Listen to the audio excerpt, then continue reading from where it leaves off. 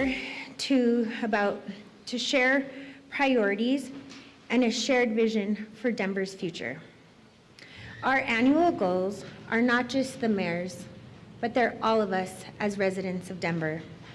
They represent the collective commitment of the city to make Denver safer, more affordable, and more vibrant. City Council, as a body, has worked closely with the mayor and his team to ensure these goals reflect the needs and aspirations of Denver residents.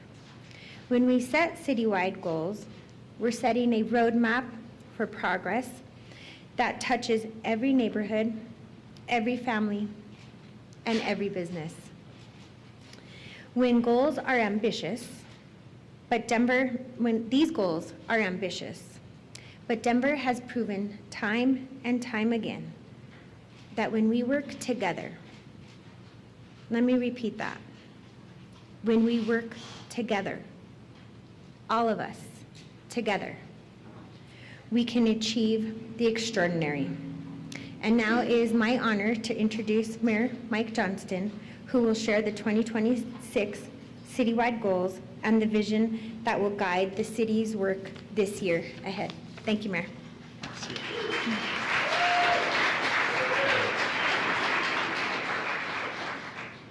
Thank you all so much for being here. Thank you so much to President Sandoval, who's been an amazing partner on all things.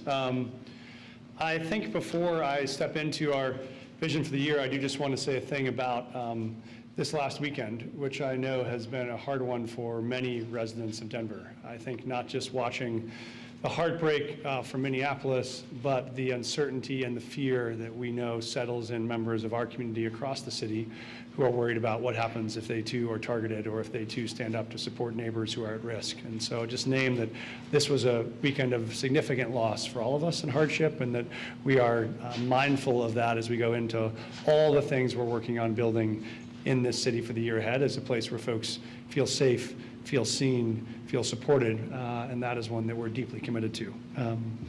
I will also add that I know for, on a smaller scale, Kayla and I were talking outside, I know for many of us, also yesterday's Broncos defeat was a heartbreak, not just because we love the team and love the work that they did, but because sports is a function that binds the city together.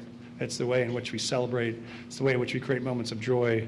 It's the way in which we see opportunities and possibility. And so I know this maybe was not the Monday morning folks wanted to wake up to, but for us it is also a reminder of what's possible when you build things that deliberately bring people together in a time when the country is pushing more and more to rip people apart. And so we hope this vision for the year is about that capacity to bring people together, to bind them together, and to deliver a city that sees everybody, supports everybody, and honors everybody. And so excited to talk to you about that vision.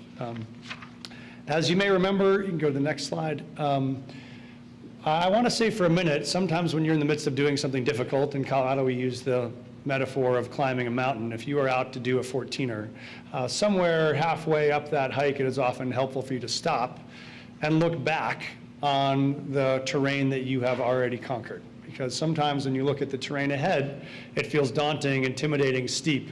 And it's often by looking back at the daunting, intimidating, steep stretches that you've already completed that you both give yourself a sense of pride for what you've done, but also a sense of inspiration and motivation for what's coming.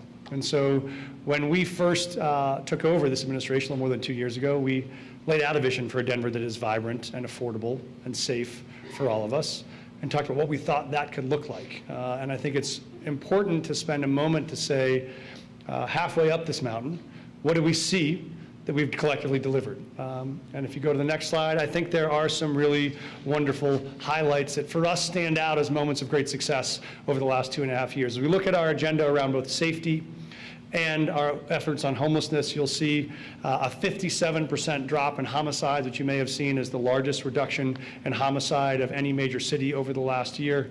We've seen a 55% reduction in auto theft. You think about how many folks in 2023 were frustrated because they'd had cars stolen or catalytic converters stolen. Our team has made dramatic impact on that. on our efforts around unsheltered homelessness, now a 25% reduction in homelessness in all categories, but a 45% reduction in folks that are unsheltered. That means almost 700 fewer people who are out on the streets at any given moment, and it means that we no longer have large encampments and tent cities around the city that we had previously. All great progress. On the affordability front, we've now added almost 5,600 affordable units over the last 2.5 years. The most important part of that is we know adding units and adding affordable units means we make the city more affordable for folks who want to be able to call this home. And that has worked. Right now, we're actually seeing rents dropping around the city around 5 to 10%, which means they are stabilizing and going down. So more and more folks working at this rec center, working at your favorite restaurant, working as your child's teacher or nurse have the chance to stay in the city and afford the city. On our efforts on making it easier to build in this city, we launched the Denver Permitting Office, which made a bold commitment that we would get every project done within 180 days of time in our hands. And to date, we have not had a single project run over that 180-day timeline. That has been a huge success for the teams across the city who work on that. And then on our agenda around restoring and revitalizing a vibrant city in every aspect, a lot of exciting things to celebrate. 16th Street fully successfully reopened and rebranded. We're very excited about the fact that in December of this month, for the first time, we hit 99% of pre-pandemic foot traffic in downtown for the first time, which means if you wonder, will Denver ever come back from the hard changes of COVID and construction? It is, and it is only continuing to grow and prosper in those ways. Very excited about the Vibrant Denver Bond that passed with almost 66% support across the city to make key investments in areas of growth. Excited about bringing on what will be the 4th largest park in our system, largest new park in 100 years, and the Park Hill Golf Course, soon to be Park Hill Park. And then, of course, on areas of joy we'll be celebrating for a long time, we are delighted to be welcoming Denver's first professional women's sports team in the Denver Summit, who will be kicking off in just a couple of months with now the U.S. Women's National Team captain, Lindsay Heaps, coming home to play for us. If yesterday's heartbreak was anything, it was a reminder of just how excited we are for another 50 years of Broncos games in this city. And it turns out it might be helpful to have a stadium with a retractable roof if we're going to host a lot more AFC Championship games in January. So that might also be a lesson from yesterday. But really excited about that long-term partnership. And then one that we haven't talked about a lot, but we worked really hard with the state and with the city and county of Boulder to help bring the largest independent film festival in the world, which is the Sundance Film Festival, to Colorado. That will have events and programming in Denver as well as Boulder. So that's also for our arts community a real win. So those are all things we're very excited about in the last 2 years and that give us a sense of purpose and hope about what's coming on the road ahead. Next slide. These are our 6 goals we've laid out. As you may have seen, we believe that these are not priorities that change year to year. They're a consistent part of our focus, and so you'll see us update our targets on what are consistent themes of what we believe to be the most important things the city's facing. Go to the next slide.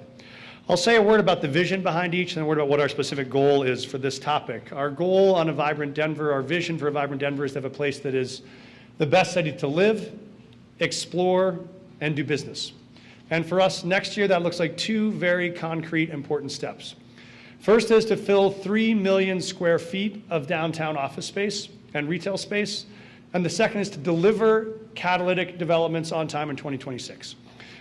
We targeted this need for vacant office space because there's about 7 million square feet of vacant office space in and around downtown. That means we're going to try to close almost half that gap in 1 year because we think that need is that urgent. And we focused there because that is where we have the largest bulk of open vacant office space. We'll have 3 strategies here that we'll focus on. One will be looking at how we can convert commercial office space into apartments and residential units. We already have about almost 500 units in the pipeline of the Denver Authority, the Downtown Denver Authority, to do that.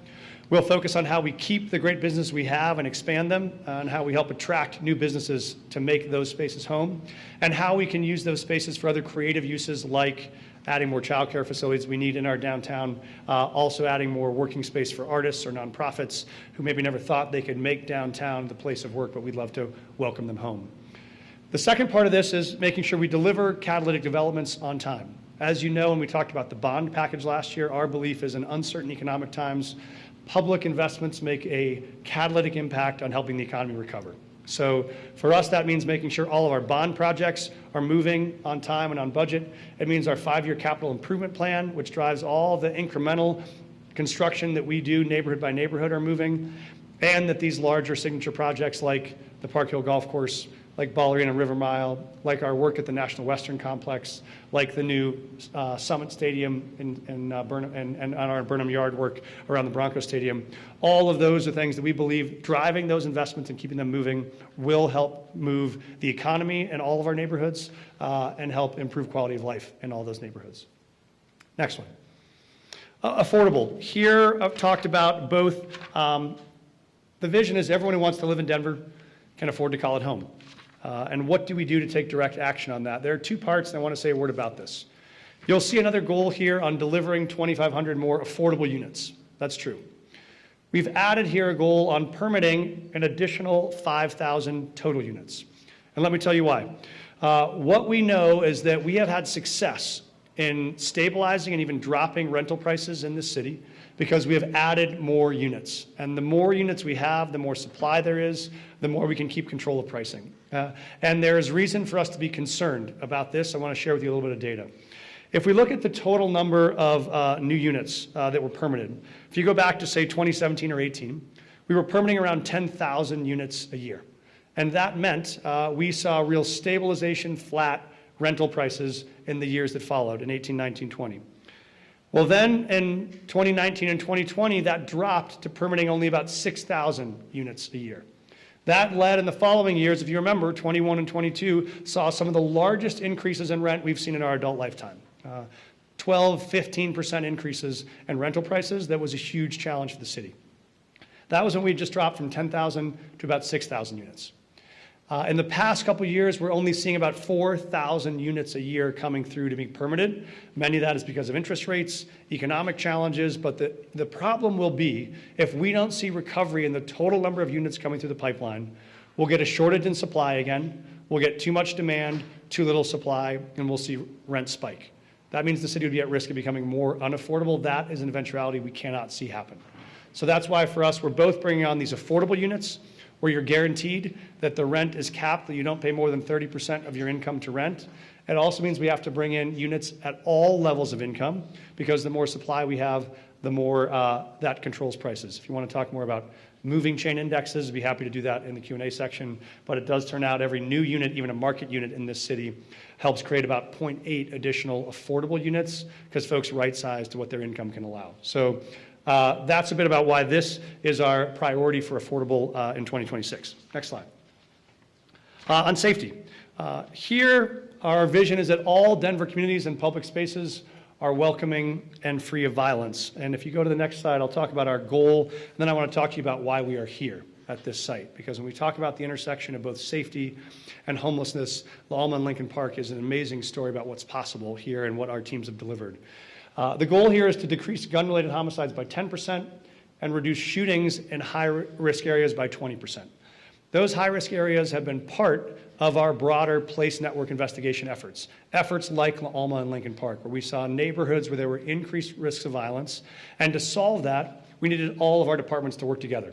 So yes, it's about our safety team. It's also about our Parks and Rec team. It's about our economic development team. It's about our excise and licensing team, our children's affairs, what services are available in a comprehensive way. And these efforts have paid off in dramatic fashion. I'll tell you about the place we're standing now, La Alma Lincoln Park. About a year and a half ago in 2024, we had a number of large encampments around this park and up and down these streets. We had high levels of shooting activity and of violent crime. And then we launched this as a police network investigation site. We provided a bunch of wraparound services, and the change is now dramatic. In 2024, our Parks and Rec team here had to close all of our youth and adult programming in this park because it was no longer safe. Couldn't have t-ball, couldn't have adult softball. We had to close all of those. Then we launched the effort to work collaboratively on safety here, and a year later, the outcomes are remarkable.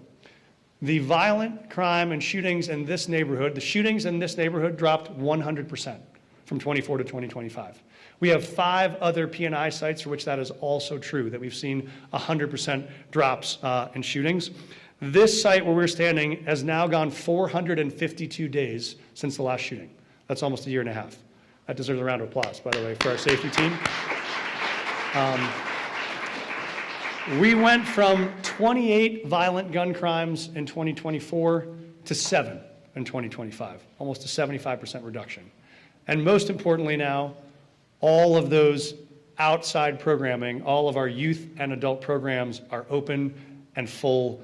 People are enjoying all of the outcomes, and there are no encampments or tents surrounding this park. That is what a P&I site can do over time. That's what we've done over time. That's what we will keep doing. Now, after that good news, let me give you the word of caution that we are watching. Yes, the great news is we've seen historic drops in violent crime. The great news is we've seen the largest drop in the country. The challenge is there's about twice in Denver's history where we've been this low a level of homicides. We're at 37 this past year. Those two times were once in 2000 and once in 2014.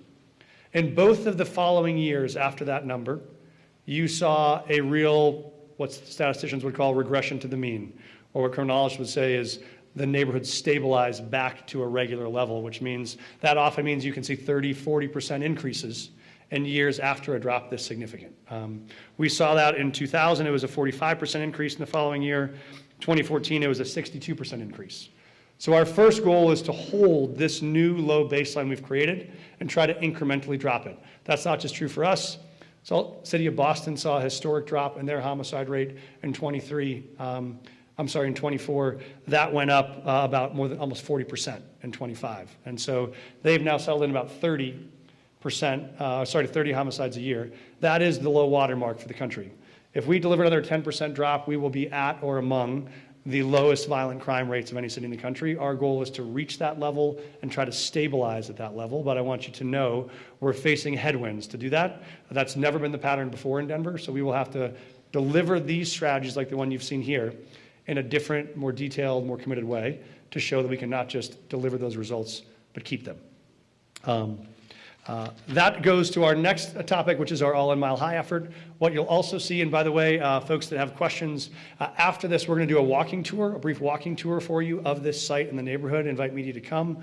We'll show you a couple of these locations and tell you more about this story. Also happy to take questions there. But part of that story will be the large encampments we had surrounding this and how we connected those folks both to services and to housing. I think Aaron Atencio and Cole Chandler are both here from our team who will talk about that.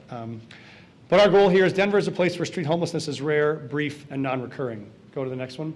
I want to say a minute about this goal because you'll notice, those of you that have been tracking this goal carefully, this is a different framing of this goal. In the past, we've focused on how many people we're going to bring indoors each year. It's a little bit like saying when you're starting with the ball at your own 1 yard line, the goal is can you go 10 yards? Can you get 10 yards farther ahead? Now we are in a place where 2 years in, 45% reduction in street homelessness. We think now it's a question of actually how far away are we from the end zone?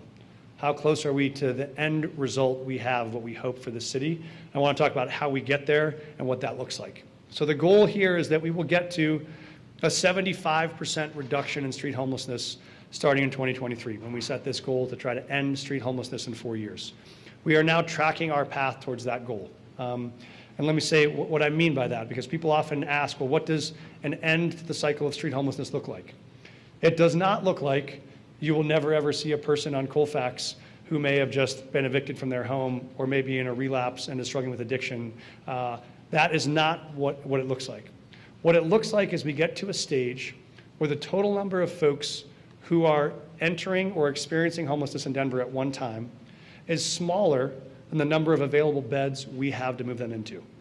So that would look like if there's something like 200 or 250 people on the street at any given time, and we have 250 open beds, then that means as soon as you enter homelessness, we can find you, we can connect you to services, we can get you up and out. So that every month, if there's 200 people that enter homelessness, 200 people exit. That is what we would call an end to the cycle of street homelessness.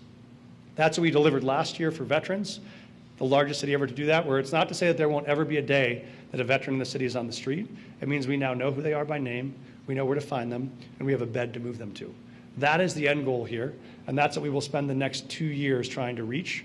To make progress on that, our goal would be a 75% reduction would be we started in 2023 at about 1,450 folks on the street. We were at 785 last year. If we can land in 2027 somewhere around 400, that would put us on a path to by 2028 get down to 200 or 250 people in need, matched to 200, 250 open beds. That's where we're trying to head over these next 2 years. That's what this effort is focused on with a lot of the help of partners in this room. The second part of this goal is also new. As you'll see, we focused on a plan to address all homelessness reports within one business day. I can tell you more if you want a long story about how hard we've worked to unify all of the different response systems in this city. So someone might call 911 because they see someone in distress. Someone might call 311. We now have the capacity to integrate our response across all of our teams in the city, whether that's a public health outreach worker, whether that's a host outreach worker, whether that's a street ambassador with the Denver Dream Center, whether that is a DPD, HOT, or SET team member. All of those can be integrated into one system. So our goal is if you ever see someone in distress, or there is someone in distress, we will get the right team member to the right place to provide the right support within one business day.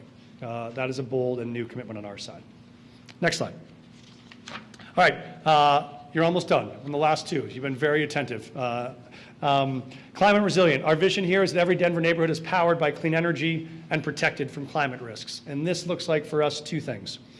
One is installing 5,000 clean energy systems citywide and developing 50 acres of green infrastructure.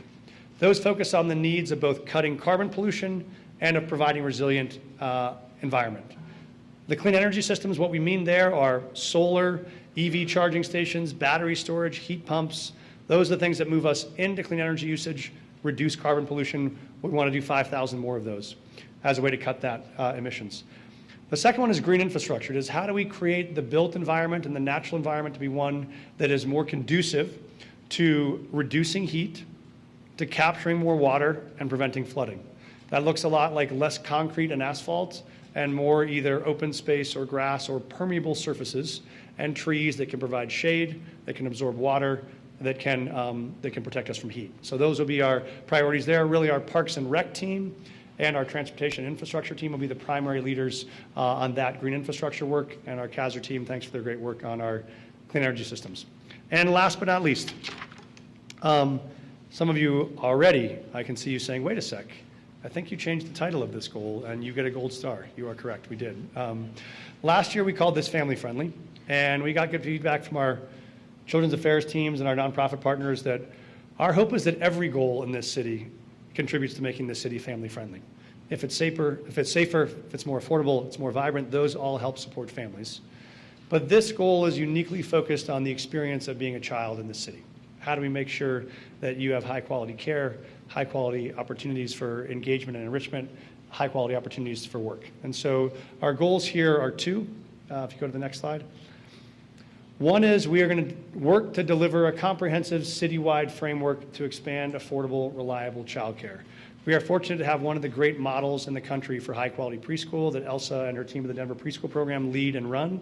We think there is a lot for us to learn and design about how we could use that program that serves 3- and 4-year-olds so well to think about what we could do to serve infants and 1- and 2-year-olds in a unified system to make sure that a child from birth to age 18 has incredibly high-quality care and education all the way through. So we're going to work with our nonprofit partners and outside stakeholders to try to envision what that path forward could look like. The other one is we do want to keep focusing on connecting young people to quality out-of-school programming, places like this, and to work opportunities. So that 5,000 is a combination of two goals. One is around our out-of-school time, summer school, our summer programming, after-school programming. We'll look to add another 3,000 young people to that, roughly 60,000 young people experiencing that now, and to try to put 2,000 more young people to work. We think every high school student, as a part of their growth in Denver, should have an opportunity to work, to learn that discipline, learn those skills, learn to make money and financially plan and support your family. And so that'll continue to be a priority for us there. All right, last one. This is also a new addition we have. Is last year we had a lot of folks who said, hey, really excited about the goals, what can we do? Credit to President Sandoval. She and I are working together. She will help design an effort where each of our council members will be involved. We'll have council members involved in each of these goals who will help be thought partners and advisors to us on implementing this. But we also want everyday residents all across the city to be engaged. And here are some direct ways you can. This one seems easy. As we look to help bring back and revitalize 16th Street in downtown, many folks haven't come back downtown in a while, since the 16th Street was under construction or since COVID. Bring your family to downtown for dinner, or go to the Museum for Black Girls or the Museum of Illusions, or go to see a show or go to see a game, but come downtown again. We'd love if you're an employer, small employer, big employer, we'd love you to be a partner in our summer job program. The more employers we have that participate, the more young people we can put to work. If If you've been thinking about ever putting those solar panels on your roof or installing that heat pump or being able to invest in that EV charger, we have incentives to help you do that. We'd love to make your decision to do that. And if you want to engage in the community meetings about any of the projects the city has going, please come, have your voice heard, put your 2 cents in because it'll be better with your input. Similarly, Chief Thomas and our police department are hosting community meetings all around the city to get your feedback on what you like about how safety feels in your neighborhood, what you want for us to do better or differently. Join those if you can. Good reminder, as someone who's made this mistake before, it is time to start signing your child up now for summer programming and out-of-school programming. So do that because we'd love to get you engaged. And then finally, one of the things we've seen over the last couple of years with our success on our homeless services is the number of calls we get to 311 and 911 about people in distress who are homeless have dropped more than 60%. That means more than 60% of Denverites don't in their everyday life see someone who they are quite worried about needing services. What we want to make sure you keep doing is we've built an even better system to respond to that than before. And so if you see someone say something, we will respond, we will help. You don't have to know what to do. You just have to know to reach out to us, and we will look to respond in that way. So that is the close of this. I will say in a minute, I'm going to invite anyone that wants to come with us to do a short walking tour of the site, and we'll show you a little bit more deeply what we've done here and why we think it's worked, how we think it will work in other neighborhoods in the years ahead.